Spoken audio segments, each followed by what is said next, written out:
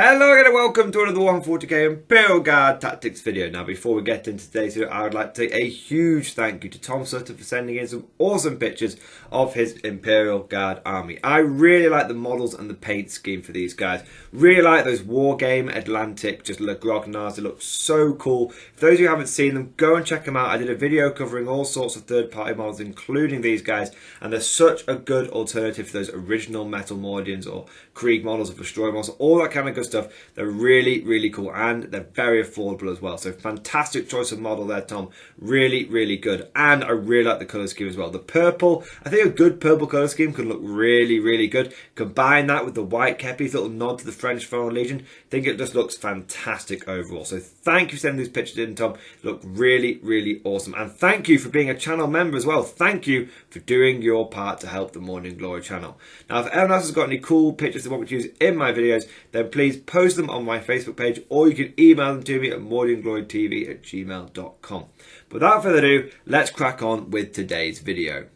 Now today, guys, I'm going to be doing another quick tip Tactica. I really like the fact that Sunday is becoming our quick tip Tactica day for the channel, and so today we're going to be covering another little tactic that you can incorporate into your army. Now with all of these tactics, what I say is these are tools in the toolbox. You don't need to incorporate all of these tactics. I mean, it would actually be impossible to do that, but if one of these tactics sounds like something that's fun or maybe viable for your meta or the way you like to run your army, then this is a little quick tip Tactica video for you. It's also to let you know the different options we've got out there in our Guard Codex, because we have a hell of a lot of options, and some of them are quite old that have almost been missed or glossed over, and that's kind of one that we're going to be talking about today. So last week we covered the Destroyer Melter Bomb, and this week we're going to be talking about the Catachan Flamer Party.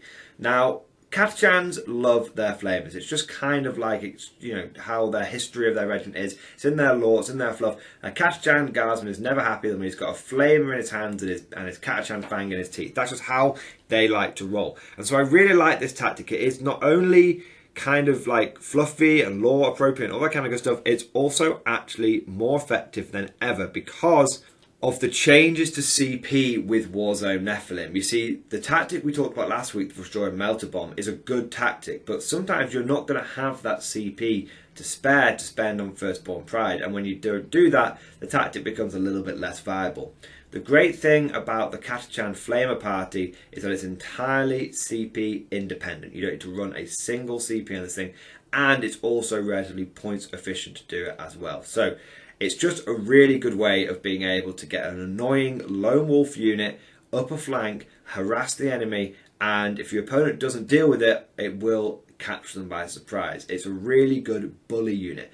Unlike the Destroyer tactic, where you're going to go out there, you're going to put as many melter guns or plasma guns as you can, and you're going to blow up a high value target, the Catachan Flamer Party, and we'll get into the competition of it in a moment, don't worry, the Catachan Flamer Party is designed as a bully and a harassment tactic. It's not going to go in there and just smash entire flanks on its own. But if left unchecked, it has the ability to really threaten some of your opponent's cheaper, more objective holding style units. Ones that, oh, I just want to put, a couple of Elder Guardians or something like that, or a couple of, a minimum squad of this on an objective, and it's going to be out of line of sight and it's going to be safe because the enemy's not going to target it. Wrong. The Catachan Flamer Party is specifically designed to go after those units that your opponent hasn't put many defensive buffs into and are actually kind of fragile and normally rely upon the fact that you can't see them. This unit's going to go up the flank, it's going to harass your flank and the enemy flank, it's going to harass the enemy backfield, and it's going to be kind of tough to deal with, and if your opponent doesn't dedicate the firepower against it, then it's going to really frustrate him. So what do we put in so that's just to get an idea of what the tactic's used for. It's a harassment tactic. What do we put into the composition of the Catachan Flamer Party, and why do we want to take it with Catachans over like any other regiment? Now to be clear, this tactic can be used by any regiment. Okay, it doesn't have to be Catachans, it's used by any regiment, but it works very well with Catachans, as you're going to see in a moment. But what is the composition of the Catachan Flamer Party? Okay, so the first thing you're going to need for this tactic is a Chimera. Very much like the Destroyer Melter Bomb, you need the Chimera to give you that mobility and to protect the units that are going to be doing the harassing and the bullying. Now, because you're playing Catachan with this, or if you are taking Catachan with this tactic, then you want to strap 2 heavy flamers to that Chimera. It just makes sense. You're going to be getting a lot out of your regiment trait, which allows you to reroll the random number of shots, and it's from those flamers. And so that's a natural way that you can take advantage of the Chimera, rather than it just being a cheap delivery system. The rest of the points that are going to be going into the tactic are actually quite light, so why not spend a few of those points that you're going to be saving by not taking melter guns or anything like that on making the Chimera be able to contribute to the tactic. Double heavy flamer, absolutely fantastic. The other reason why you're going to want to consider the double heavy flamer Chimera is if you're unable to pull off a flanking maneuver, maybe your opponent's got as good combat width as you do, maybe you're playing more of a horde style army, then you're going to want a unit that's going to be able to do some blocking, do some screening, and double heavy flamer and chimeras are quite good at doing that. Now that should be kind of considered the secondary role of the chimera in this tactic, because really you're taking it to do the harassing, and there are other cheap units out there that can basically do the same thing, like a couple of sentinels, but it's just a fallback. And what I like to have with these tactics is it's not just you have the one tactic and if you take it in your list and then you can't do it, you're screwed, it's basically points. You have multiple layers, you have primary objectives, secondary objectives, tertiary objectives for what these units want to be trying to achieve. We're not talking mission objectives, we're talking like functions in your army that this unit's going to achieve. So double heavy flamer chimera, it's great for going on the attack, it's also great for screening, it's just great for all sorts of things. So its primary mission is to help contribute to the flamer party, take advantage of your Catachan trait, but if you can't get the flanking maneuver off, it's a great screening unit. Now, moving on to what you're going to put in that chimera, it's actually really, really simple. You're going to want to put a special weapons squad, a command squad, and a company commander in that chimera. Now, you're going to give the special weapons squad all flamers. You're going to give the command squad all flamers, set for command squads can also take a heavy flamer. So you're going to take 3 flamers and a heavy flamer. And then the officer, it doesn't really matter what you give him, just keep him as cheap as possible, right? Now, the reason why you're taking a company commander in here rather than a platoon commander is because you're going to be taking advantage of the Catachan specific regiment order, burn them out. Now, unlike the Vostorian tactic where you could get away with using a platoon commander because you were using take aim, and take aim can proc onto multiple other units, regiment specific orders can't do that. And you need 2 orders available for this. And like we said, we're making this tactic CP independent. So you don't want to be wasting a command point on taking a platoon commander and then having him do an extra order via inspired tactics. You don't want to be doing that. So you want to take the company commander here. Now, we'll come back to that thing we talked about platoon commanders in a second, but just bear with me for a moment. Now, what you're going to be doing with this tactic is, quite frankly, it's quite simple really. You're going to be jumping out of the chimera and you're going to be flaming enemy units to death. It's very, very cheap for you to do that. The chimera is about 85 points. Special weapons squad is about, I think it's 49 points or 50 points, let's say. And the company command squad is 25 points for the base command squad. Then you've got 15 for the 3 flamers, which put that up to 40 points, and then 10 points for the heavy flames, that's the 50 points. So it's about 185 points, and then you put your company commander on there as well. You're looking at about 200, 210 points there. So relatively cheap and effective in comparison when we were looking at the previous, like the sort of destroying tactic, which was, you could have quite a lot of points in there if you weren't careful. Now, what this is going to do is they're going to drive up, they're going to jump out, and you're going to use burn them out. And burn them out, you're going to need the company commander to be able to issue it twice. Burn them out, what it lets you do is re-roll the random number of shots on your flame weapons, but it also ignores cover. The enemy gets no saving throw from cover. And that's really, really important, because in a world of armor of contempt, you aren't going, you really need to be able to ignore cover. But the great thing about this order is it doesn't rely upon you taking like an astropath along for the journey or anything like that. You don't need to do that. It's just a self-contained harassment unit. And so you're going to be laying down onto the enemy 7 D6 shots that you get to reroll the random number, and then you've got your chimera, which ignore cover, and then you've got the chimera, which is going to be putting down another 2d6 shots. So that's 9d6. Now with the reroll, you should comfortably be able to average between 4 to 5 flamer hits per flamer, and they just automatically hit. You don't need to reroll to wound. So you're looking at easily, I'd say 40 to 50 automatic hits with the flamers. Now, if you're facing against something like Armour of Contempt, like Marines, then you're really, being able to ignore cover thanks to burn them out is really, really, really useful, because it means they're not going to be on a 2-up save against all this. then it's going to be on a 3-up save. But what this tactic is also really useful for is for taking on other armies that maybe are a little bit less durable than Marines. You know, Tau are very much a strong army at the moment. Eldar are very much strong army at the moment, but they're kind of typified by the fact that their objective holding guys like Fire Warriors and some, you know, like Eldar infantry in general, is only going to be like toughness 3.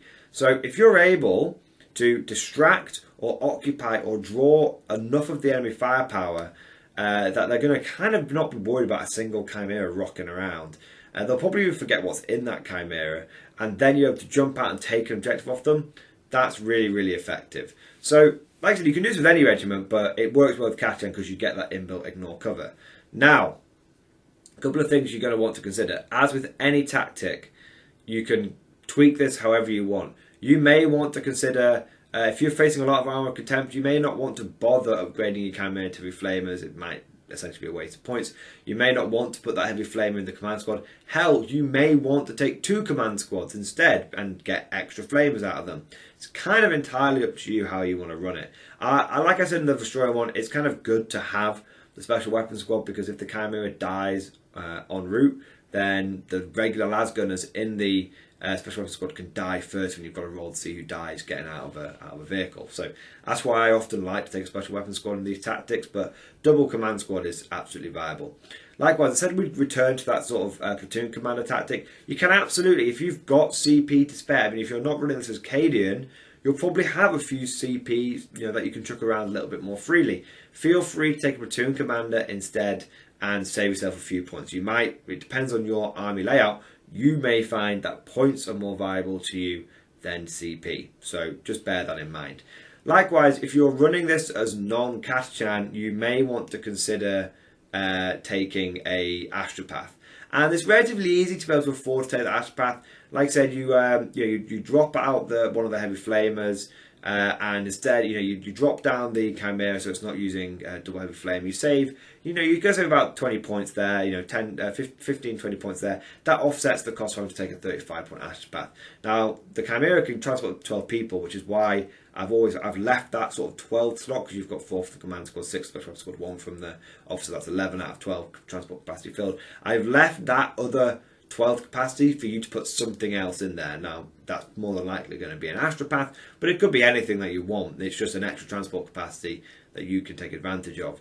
So that is the quick tip Tactica for today. The Catachan Flamer Party, like I said, can be used for any regiment, but I was using it for Catachan because it's law appropriate for them, and as you can see, they have orders that really help them take advantage of that. So that's it for today's video. I hope you've enjoyed it. If you have, please consider giving it a like and subscribe and all that good stuff. Comment for the comment god and all that kind of good stuff. And if you've really enjoyed today's video and you want to see more of these quick tip tacticas for Warhammer 40k, for other game systems, for other factions, then please consider becoming a channel member or Patreon supporter. It is thanks to the fantastic support of the channel members, of the Patreon supporters, that the Mordian Glory channel has been able to go from strength to strength. And it's the fact that it's still here, quite frankly, it's thanks to their generous support. So huge thank you to my current channel members and Patreon supporters. You guys know how much I value and how much I appreciate your support. So I want to take a moment to do a shout out to the latest channel members and Patreon supporters. So I want to say a huge thank you to Tom from Discord, Jarl Grimnar, Gankistani, Colonel Haverstern and Twilight for becoming channel members. Thank you so much, guys. Thank you for doing your part. Would you like to know more? If you'd like to sign up and become a channel member today, click the join button. It's next to the red subscribe button on this video. Sign up and do your part for Emperor and Imperium, and you get some cool perks for being a channel member as well. It would be very remiss of me not to say thank you to my Patreon supporters as well, and to also shout out the latest Patreon supporters. So I want to say a huge thank you to Timber the Jägermeister for signing up at the sergeant level, Jesse Cashman for signing up as a conscript. Every conscript doing his part for the Imperium makes a huge difference for my channel. And of course, a huge thank you to Nicholas Walsh for being an absolute giga legend and signing up at the top tier and becoming a Lord General. Thank you so much, Nicholas. That's absolutely incredible. And I just want to take a moment to say a personal, heartfelt thank you to all of those patrons that have signed up at the top tier. So thank you to August Varney for going above and beyond and signing up at more than a Lord General amount. Thank you to John Stubbs for signing up as a Lord General, and Nicholas Walsh and Swordfish Trombone for signing up as Lord Generals. Your generous support truly it's very humbling, and I'm very, very grateful for it. And I want to also say thank you to those who have signed up at the Commissar level as well. So thank you to Diesel Fox and Shooter McGavin for signing up at the Commissar level as well. You guys, it's absolutely fantastic. Thank you so much. But without further ado, we'll end today's video there. I hope you've enjoyed it, and of course, I'll see you all next time.